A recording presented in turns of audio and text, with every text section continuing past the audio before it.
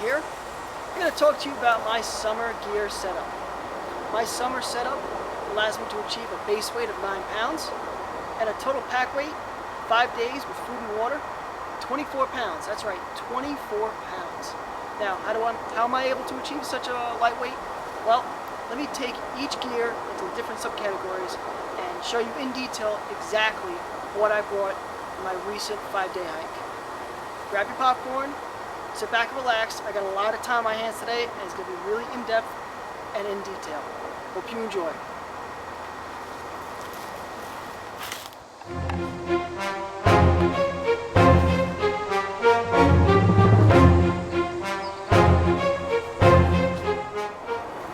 Here it is, baby.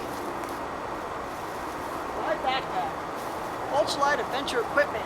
ULA for short. Ohm backpack.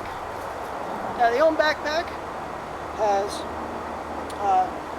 nice, cushiony shoulder straps, which aren't as thick as some of those commercial brands are. It's got sternum strap. It's hydration compatible. It's got a thin hip belt. This is the hip belt when you go from the circuit to the Ohm. There's going to be a major difference. One, the pockets aren't as big, but you know they still serve the purpose. They hold quite a bit. But the hip belt is very narrow, and it's just basically this thin strap that goes around your hips. My only complaint of this entire pack would be the hip belt straps to pull, because when you're trying to pull them, sometimes these straps don't really pull as tight as you want them to, and it's tough to get a grip. If these things were 2 or 3 inches longer, this pack would be awesome, but because they're not, that's my minor little gripe. This pack is dedicated for lightweight or ultralight hiking. Your base weight should be around 9 to 12 pounds, and the total pack weight, in my opinion, should not, and I repeat, should not exceed 25 pounds to maintain proper comfort of the pack. I got to 24 pounds on my last trip, and I started feeling a decrease in comfort, particularly in the hip belt area. Just to let you know, this is dedicated for lightweight and ultralight backpacking. Other features of the pack: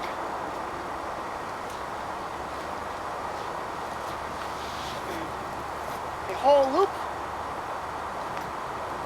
It has outside compression spot to close the pack. Unlike the Circuit and some other brands, it is a cinch style closure as opposed to a roll top closure.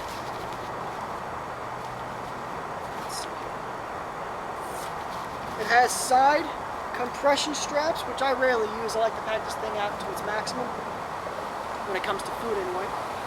And tighten that, and that usually cinches everything up. It's got an ice axe loop. I don't know if you can be using this for winter hiking, but if you wanted to, it has a spot for the ice axe itself, little loop. It's got really great outside side pockets that have an elasticized closure. It's not like a cinch type closure. It's already elasticized, so you don't have to do anything to it.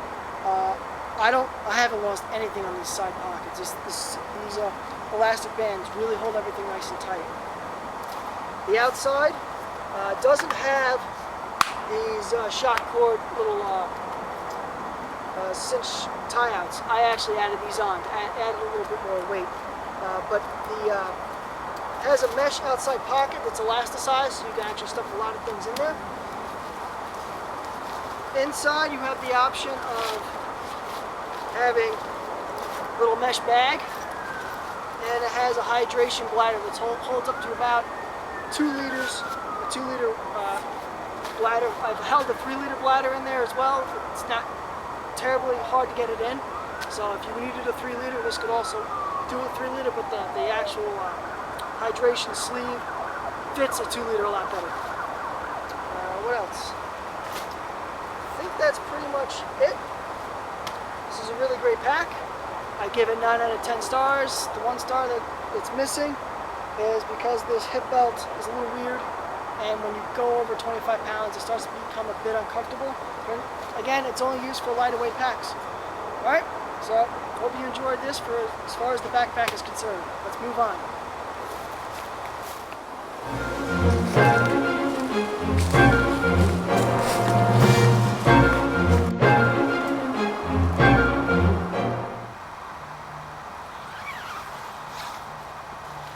Peekaboo! Hello there. Welcome to my complete and total shelter system. This total system weighs 53.64 ounces or 3.35 pounds. Thank you. Thank you. Thank you. Thank you very much.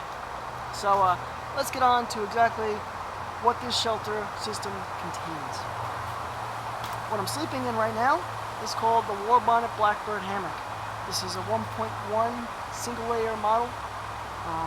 I've actually swapped out the suspension for Dynaglide Whoopies, which we'll show you right now. And I've also swapped out the Ridgeline to a 1.75 Zingit line, which also helps cut weight. I'll show you that right now as well. Alright, and what I got underneath me for bottom insulation is the 3-season Warbonnet Yeti 2/3 underquilt. Love this thing. And for the top, I have a custom-made Hammock Gear summer top quilt. Love this thing as well. This proved to be invaluable at night. Now, again, this is a summer series, and when I go to bed, I normally don't put this on me until I start to get the chill, which is probably like 2 or 3 o'clock in the morning, because it tends to stay around 65 to 70 degrees until probably around that time.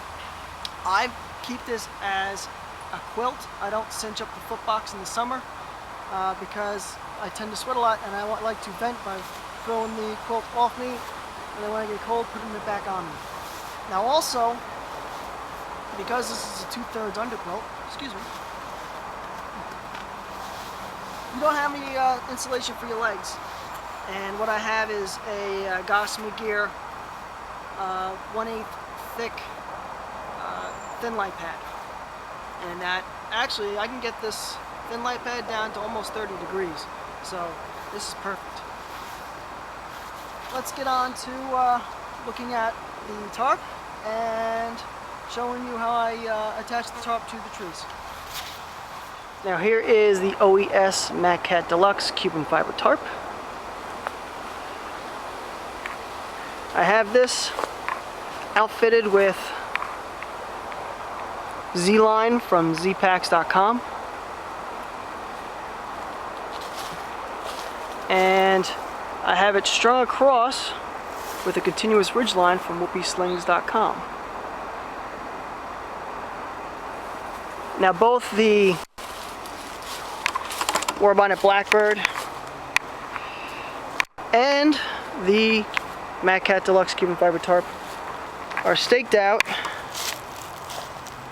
using Mountain Fitters 6-inch T-stakes, which I have always contained in their wonderful Z-Packs Cuban Fiber stuff sack.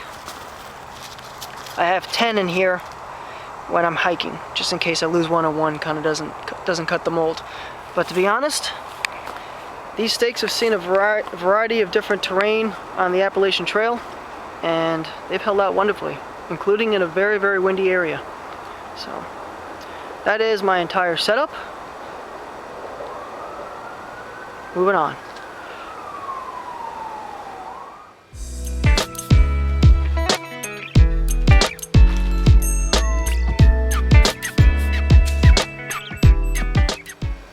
Alright, here's my cook kit, or the cook kit category.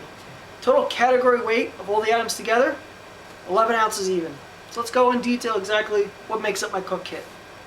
First things first, my bear bag system. This is Mountain Fitters Cuban Fiber bear bag system. Comes with a food bag, which holds approximately 5 days worth of food for me. I take about 2 pounds per day of food with me. As you can see, this is definitely been used in the field. Got some trail spice falling out. It comes with 50 feet of looks like dynamo rope and an attached bag so you can use to throw some rocks in there and toss it over a branch. I do the PCT method, so there you go. It has a little clip so I can do my PCT method to tie up my bear bag.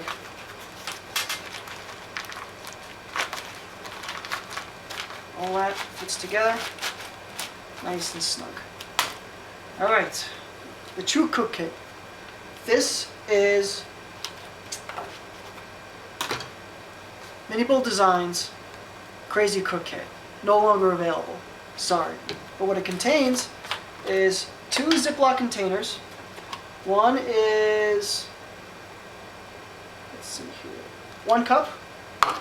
The other one is 2 cups. So 1 cup and 2 cup kind of fit together. And it has a little ring. You can clamp things on. Voila, nice and compact. Has a Foster's pot. It holds 2 cups of water. Comes with a screen.